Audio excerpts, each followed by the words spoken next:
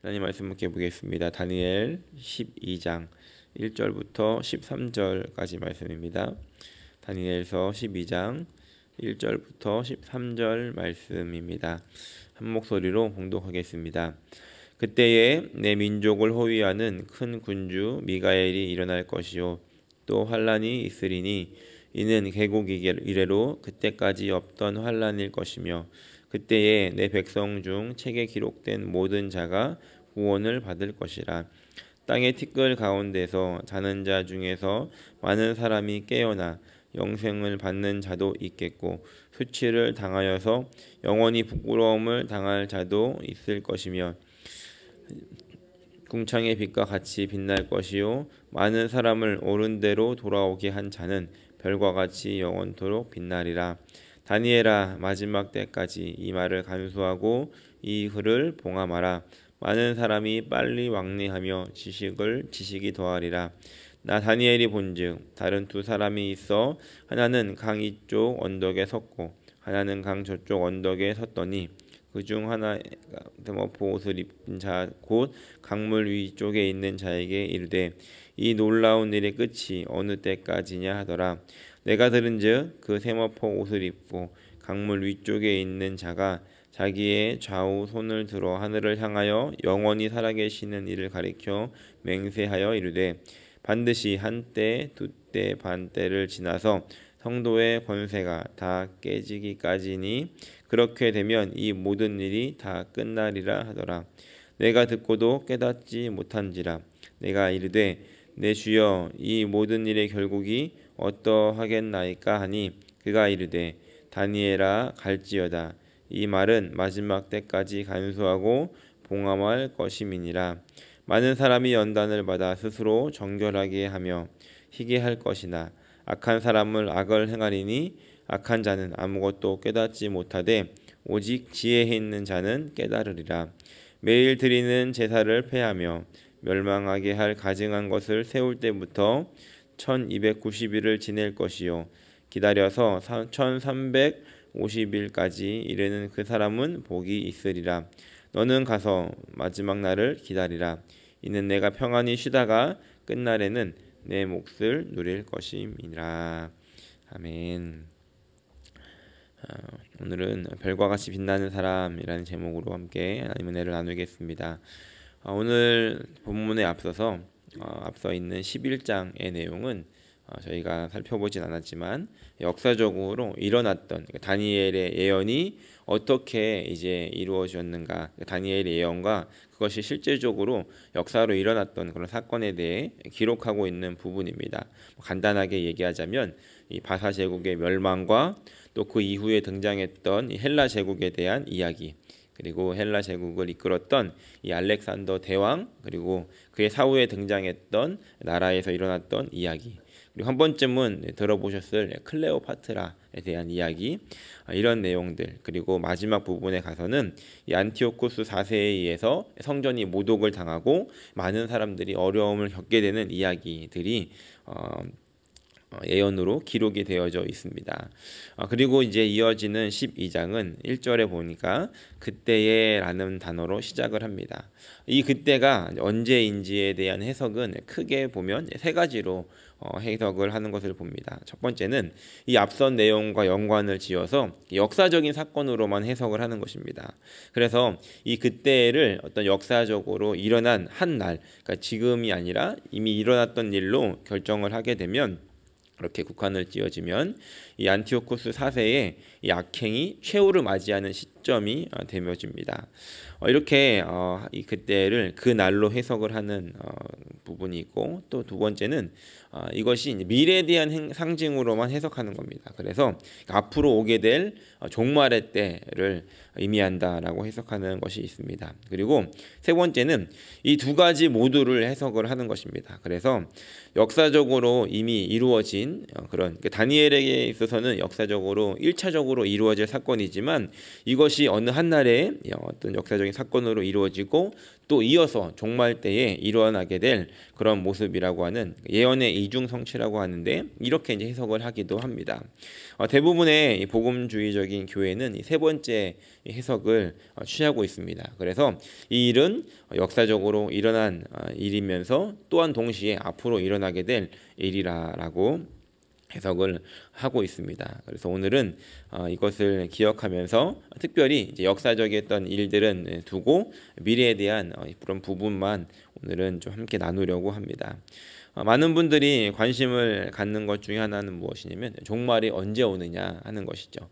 세상이 언제 끝나느냐, 예수님이 언제 오시느냐에 대해서 많은 관심을 가지고 있습니다. 그런데 그 종말에 대한 그림을 그릴 때 많은 사람들이 갖는 어떤 부담감들이 있습니다. 그것은 뭐냐면 두려움이 있다는 겁니다. 그 두려움이 아마 오늘 읽었던 1절에서 영향을 받았기 때문이라고 생각합니다. 1절 말씀에 보니까 이렇게 기록합니다.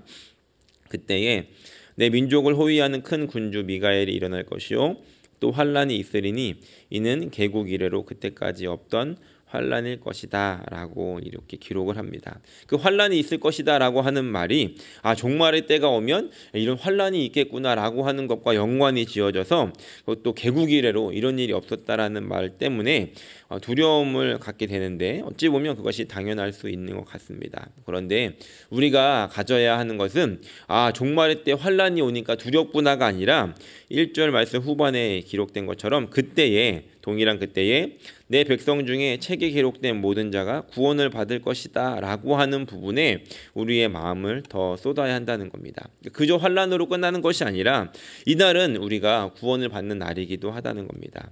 그리고 요한계시록에 등장하는 그 생명책이라고 볼 수 있는 그 책에 우리의 이름이 기록되어져 있다라고 한다면 이날은 환란을 맞이할 두려움의 날이 아니라 구원이 완성되는 기쁨의 날이라는 것입니다.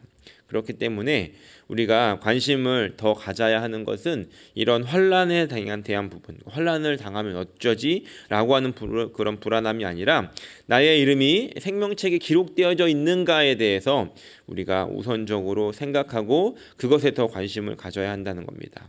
그리고 내가 사랑하는 사람들, 내 주위에 있는 그런 많은 사람들의 이름이 그 생명책에 기록이 되어져 있는가에 대해서 우리의 관심을 더 가져야 한다는 것이죠.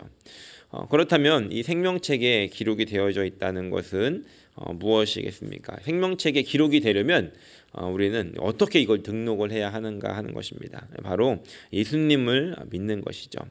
하나님께서 하나님이신 그분이 육신의 몸을 입고 이 땅에 오신 사건, 그리고 십자가에서 죽으신 사건, 그리고 그분이 부활하신 사건, 그리고 다시 하늘에 오르신 사건, 이것들을 믿는 것인데 이것으로 충분할까 하는 것입니다. 그러니까 이것들은 당연히 이것을 믿어야 되지만 이것만으로는 충분하지 않다는 겁니다. 왜냐하면 예수님이 이 땅에 오신 것과 죽으신 것과 부활하신 것과 다시 오르신 것이 그러니까 우리가 믿지 않는다고 해서 이것이 사실이 아니라 우리가 믿지 않아도 사실이기 때문입니다. 예를 들면 이런 것이죠.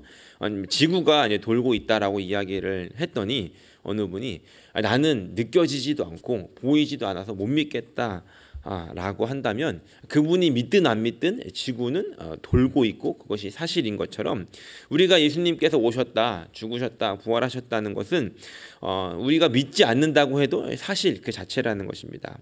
그렇기 때문에 그것은 당연한 일이기 때문에 오히려 우리의 믿음은 그 사실이었던 것을 믿는 것이 아니라 사실은 사실이기 때문에 당연한 것이고 우리가 가져야 하는 그 믿음은 2000년 전에 일어났던 그 사건이 그 예수님의 죽음과 부활이 오늘 2022년을 살아가고 있는 나와 어떠한 상관이 있는가, 그것이 바로 우리가 가져야 하는 그 믿음의 사건이라는 겁니다. 그분의 죽으심이 내가 해결할 수 없는 그 죄의 문제를 해결하신 그 길이 열려주신 길이고 예수님의 그 피 흘리심으로 인해서 오늘 나의 죄가 사해졌음을 믿는 것, 그리고 하나님이 내가 아는 좋은 분이 아니라 누구 옆집에 사는 그분의 아버지가 아니라 나의 아버지가 되심을 믿는 것이 바로 이 생명책에 기록되어지는 믿음이라는 것입니다. 그래서 우리가 우리의 믿음도 어디에 두고 있는지를 살펴보아야 할 것이고, 특별히 우리의 자녀들 또 손자 손녀들이 유사 믿음에 안심하면 안 된다는 것이죠. 그렇기 때문에 우리가 그 아이들에게 또 그 사람들에게도 예수님을 믿냐라고 이렇게 질문을 하고 믿는다라고 끝났을 때 거기서 끝나는 것이 아니라, 그렇다면 너가 믿는 것이 어떤 믿음이냐라고 다시 물어봐야 한다는 것입니다. 그리고 이런 믿음을 가진 사람들, 정말로 그 예수님이 나의 구원자가 되시고 하나님이 나의 아버지가 되심을 믿는 사람들이 기다리는 그 마지막 날은 가장 기다리던 날, 그분을 만나는 날이 되어지게 된다는 것입니다. 준비가 잘 되어 있는 학생들은 물론 이제 몇천 명 중에 한두 명이겠지만 오히려 그 시험의 날을 기다리는 그런 학생들이 있습니다. 그 학생들은 준비가 잘 되어 있기 때문일 텐데, 그렇게 준비가 잘 되어 있는 학생이 그날을 기다리는 것처럼 우리가 마지막 날을 기다리는 우리의 자세는 두려움이 아니라 기대감을 가지고 그날을 기다리는 것이 바로 예수 믿는 사람들의 믿음이라는 것을 기억하시며, 오늘 우리 안에 그런 기대함이 있기를 예수님의 이름으로 간절히 축원합니다. 그래서 2절 말씀을 보니까 그 날이 되면 땅의 티끌 가운데 자는 자 중에서 많은 사람들이 깨어나서 영생을 받는 자도 있고 수치를 당하여서 영원히 부끄러움을 당할 자도 있을 것이다 라고 이렇게 기록합니다. 그 날이 되면 어떤 사람들은 이제 영생의 길로 완전히 들어가지만, 또 어떤 사람들은 이제 수치를 당하여서 영원히 부끄러움을 당한다라고 이렇게 이야기하고 기록하고 있습니다. 그렇기 때문에 우리가 이 말씀을 기억할 때 한 번 더 생각을 해봐야 되는 것은, 다시 연결시켜서 우리와 이 기대와 소망이 어디에 두어져야 한다는 것이죠. 비슷한 말처럼 들리지만 다른 말일 텐데, 이제 두 가지 말이 있습니다. 간단하게 쉬운 말로 하면 천국에 간다와 지옥은 피했다. 분명히 같은 말이겠죠. 천국에 갔다면 천국에 간다는 말과 지옥은 피했다는 말이 동일한 말일 텐데, 우리의 기대감이 어디에 있는지에 따라서 우리의 삶의 자세 그리고 우리의 마음가짐이 달라진다는 겁니다. 몇 년 전 일입니다. 제가 이제 학생들에게 이렇게 물어봤습니다. 천국 가고 싶은 사람 손 들어봐라 그랬더니 다 손을 듭니다. 그러니까 딴짓하다가도 그 얘기를 듣고 손을 들고, 졸다가도 손을 들더라고요. 그러니까 천국은 다 가고 싶은 겁니다. 그래서 이유를 물어봤습니다. 너는 천국을 왜 가고 싶냐라고 물어봤더니 꽤 많은 아이들의 대답은 지옥 가기 싫어서였습니다. 천국을 가고 싶은 이유가 지옥을 피하고 싶은 그런 이유였다는 겁니다. 천국은 겨우 지옥이나 피하는 것이 아니라는 겁니다. 왠지 모르게 아이들의 마음속에, 어찌 보면 우리들의 마음속에 천국에 대한 그런 아름다운 그림보다는 지옥에 대한 그 고통스러운 그림이 더 영향을 미치고 있는 것 같다는 생각이 들었습니다. 우리의 소망은 지옥을 피하는 수준에 두면 안 된다는 것이죠. 만약에 지옥이 생각보다 나쁘지 않다라고 한다면 여러분들은 가보시겠습니까? 불구덩이인 줄 알았더니 불가마 정도더라. 그러면은 여러분들이 지옥을 한번 가보시겠습니까? 그렇지 않다는 겁니다.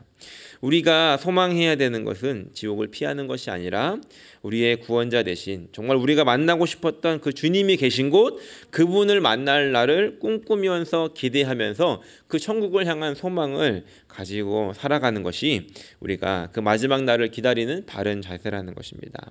오늘 저 여러분들에게, 그리고 우리 자녀들에게, 우리 가족들에게 이런 천국에 대한 소망함이 있는지를 다시 한번 기억하고 돌아보시고, 우리가 그날을 꿈꾸며 살아갈 수 있는 저 여러분들이 되시기를 예수님의 이름으로 간절히 축원합니다. 그렇다면 이제 그것들을 어떻게 사명으로 실천할 것인가가 바로 3절에 기록되어 있습니다. 3절 말씀 우리 함께 같이 읽어보겠습니다. 지혜 있는 자는 궁창의 빛과 같이 빛날 것이요, 많은 사람을 옳은 대로 돌아오게 한 자는 별과 같이 영원토록 빛나리라. 아멘. 제가 참 좋아하는 말씀인데요. 제가 전에 섬기던 교회에서 이제 목사님께서 은퇴를 하시고 원로 목사님이 되시면서 교회에서 이제 감사패를 이렇게 만들어 드렸습니다. 그런데 그 감사패에 들어갔던 성경 구절이 바로 이 구절이었습니다. 제가 이제 그 전에도 물론 우리 말씀을 이제 읽어본 적이 있었는데 제가 그 감사패를 이제 픽업을 해오면서 맞는지 확인을 해보라고 해서 제가 이제 꺼내서 읽어보면서 그 목사님이 하셨던 그 사역, 그리고 그 목사님께서 이루셨던 그 일들, 그리고 그 마지막에 그 일들을 이제 마치시면서 은퇴를 하시면서 그 말씀이 적혀져 있는 그 문구를 봤을 때 저희 마음 가운데 그렇지, 내가 사역을 끝내는 날, 그리고 나의 이 사명이 끝나는 날, 내 목숨이 끝나는 날, 이 말씀이 정말로 누군가가 나를 기억하면서 적어줄 수 있는, 나의 묘비에 내가 받게 될 어떤 그 상에 적어줄 말씀이 되었으면 좋겠다라는 마음을 가진 적이 있었습니다. 지혜 있는 자는 궁창의 빛과 같이 빛날 것이고 많은 사람을 옳은 대로 돌아오게 한 자는 별과 같이 영원토록 빛나리라. 주님 앞에 서게 되는 날 주님께서 그렇게 빛나게 해주신다는 겁니다. 그 말이 오늘 두 가지로 우리가 생각해 볼 수 있는데, 지혜 있는 자, 궁창의 빛과 같이 빛날 것이고 많은 사람을 옳아온 대로 돌아오게 한 자, 이들도 별과 같이 빛날 것이다라는 것이죠.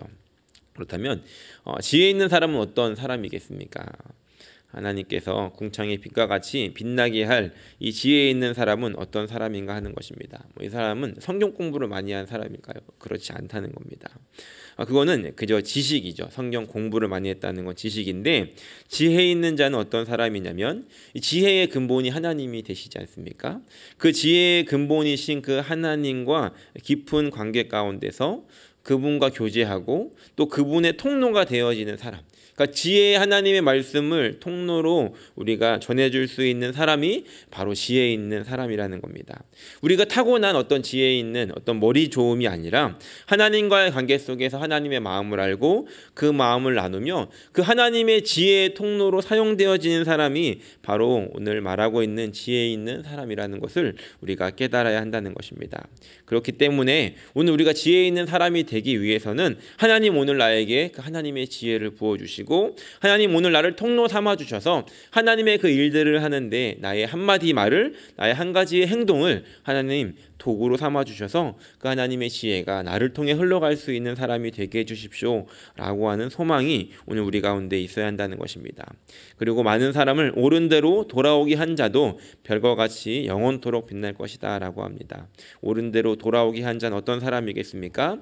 앞서서 말씀드렸던 것처럼 그 천국을 소망하는 사람들, 그리고 그 생명책에 이름을 기록되어질 수 있도록 그것을 돕는 사람들, 악한 곳이 아닌 하나님께서 원하시는 곳으로 갈 수 있도록 그를 그곳에 데려다 놓고 또 그 사람들이 그곳에서 계속해서 갈 수 있도록 돕는 사람들, 함께 그 사람이 그 길을 걸어갈 수 있도록 옆에 있어주는 사람이 바로 그 옳은 대로 돌아오게 하는 자라는 것입니다.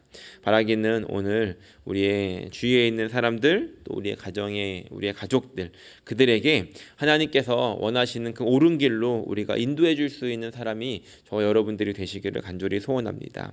그리고 그 옳은 길로 인도하기 위해서 또 하나님의 지혜가 필요하다는 것을 기억하면서 하나님 오늘 나에게 그런 지혜를 주시고 또 그런 길을 열어주셔서 나에게 맡겨주신 그 사명, 그리고 우리가 주님 앞에서 별과 같이 빛나게 될 그 날들을 꿈꾸며 하나님 나를 이런 도구로 사용하여 주십시오라고 기도하며 나아가는 귀한 날이 되시기를 예수님의 이름으로 간절히 축원합니다.